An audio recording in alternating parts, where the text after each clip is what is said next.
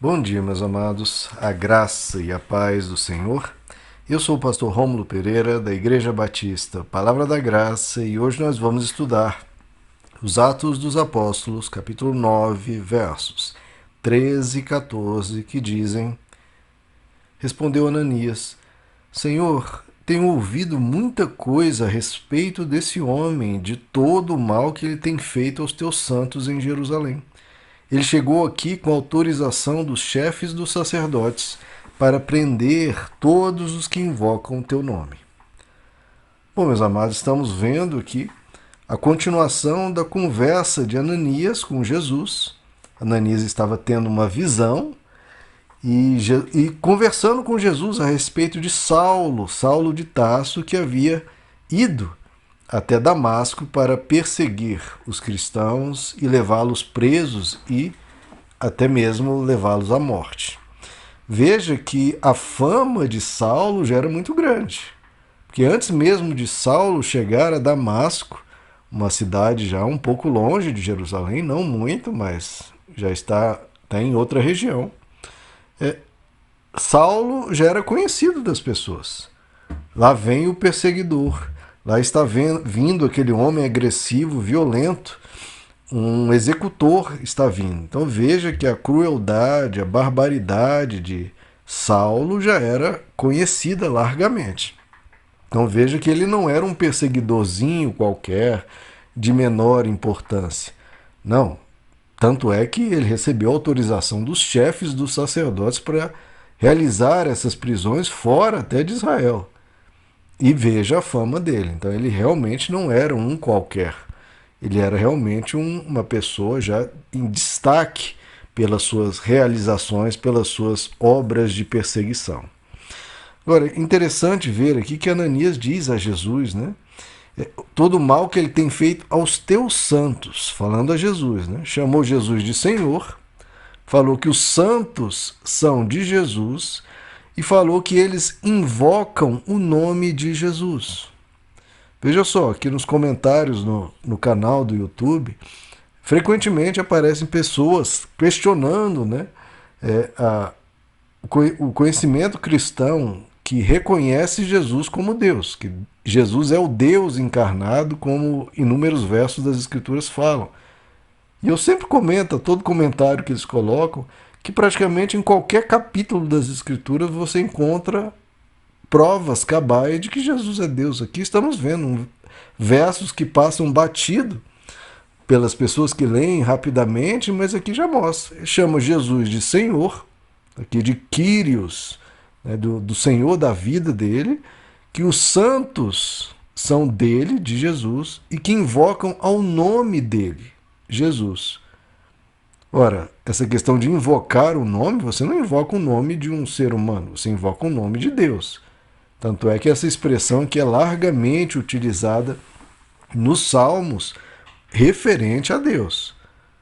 A gente vai ver em outros livros do Novo Testamento o apóstolo Paulo fazendo menção a Jesus, citando salmos que falam essa expressão, invocam o nome do Senhor, que no Antigo Testamento é usado para Deus e o apóstolo Paulo aplica a Jesus.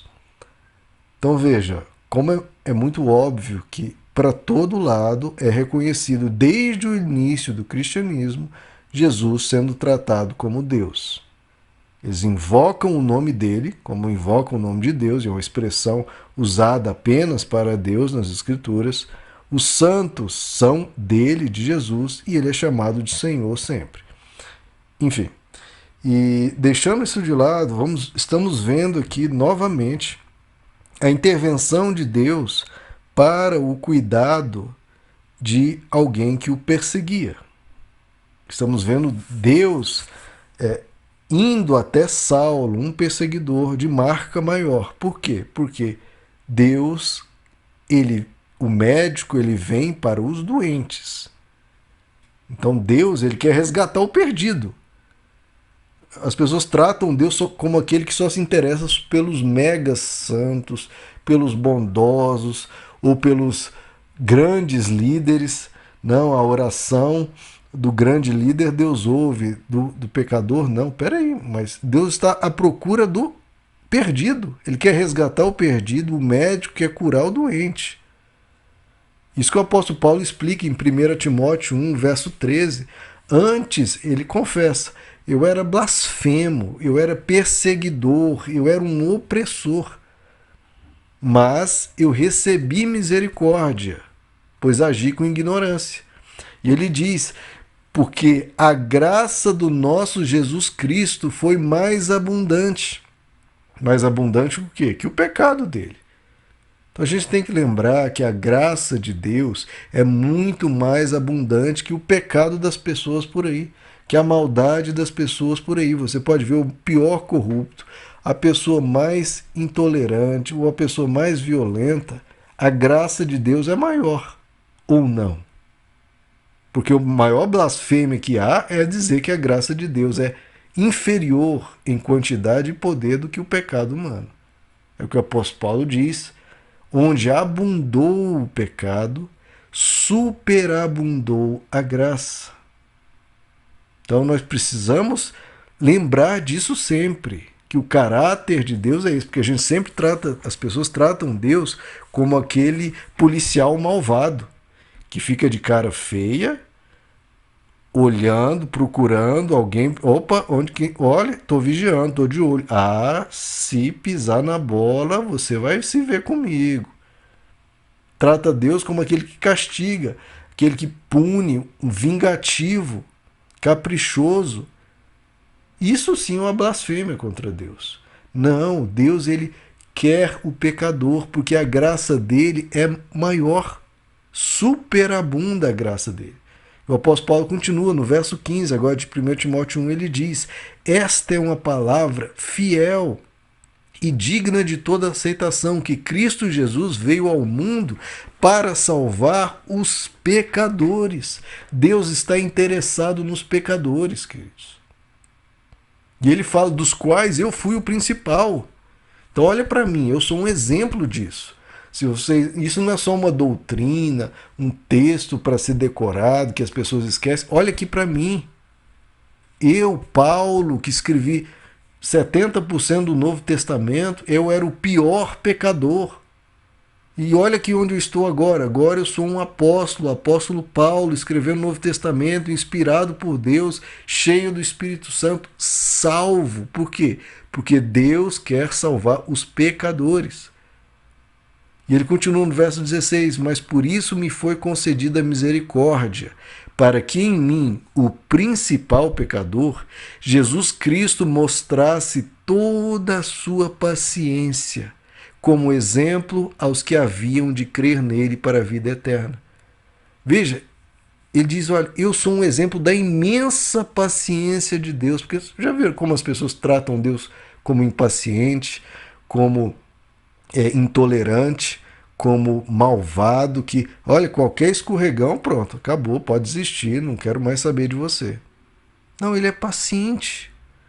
E está provado e comprovado na própria vida do apóstolo Paulo. E por isso ele continua, ao Rei dos Reis, imortal, invisível, único Deus, seja a honra, a glória para todos sempre. Amém. Por que ele disse isso?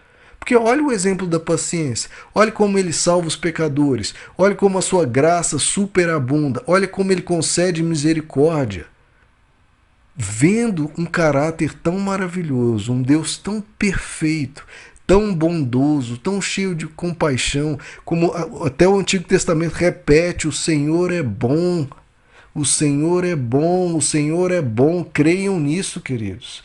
O Senhor é bom e a sua misericórdia dura para sempre. A misericórdia dele dura até quando? Até o próximo pecado? Até mais 7 pecados? Não, dura para sempre. Por isso que na cruz ele levou não apenas os nossos pecados passados, mas até os nossos erros. Claro que a gente não vai abusar da graça de Deus, brincar com a graça de Deus, porque isso é zombaria. Mas estou falando dos nossos esforços e os nossos deslizes, que fazem parte, e Deus nos perdoa pela sua imensa graça. Então, um Deus tão bondoso desse, ele merece honra e glória para todo sempre. Ele não merece honra e glória porque ele é todo poderoso, porque ele é... Não, é principalmente pelo caráter dele. Ele merece. Não é porque ele tem o poder e eu tenho que me calar porque eu vou fazer o que? Ele é tão poderoso. Não é esse o ponto. O ponto é porque ele é bom demais. Ele é muito misericordioso. E que bom servir um Deus assim, né, queridos? Que bom. Então, Deus envia Ananias. Ananias, aprenda isso. Eu sou um Deus misericordioso. Eu, na pessoa de Jesus, falei para vocês perdoarem não apenas 7 vezes, como Pedro sugeriu. Devo perdoar meu irmão até quando? Até 7 vezes? Jesus diz, não, até 70 vezes 7. Então, se ele nos colocou para perdoar essa quantidade de vezes uma pessoa, quanto mais ele. Por isso que ele diz que a sua misericórdia dura para sempre. Em outro verso diz que ele perdoa o pecado, a rebelião e a maldade. Então esse é o nosso bom Deus. Então aprenda, Ananias. Aprenda. Eu sou misericordioso até com uma pessoa tão agressiva e violenta e perseguidora como Saulo. Vá até lá. Vá até lá, porque eu vim para salvar e resgatar o que estava perdido.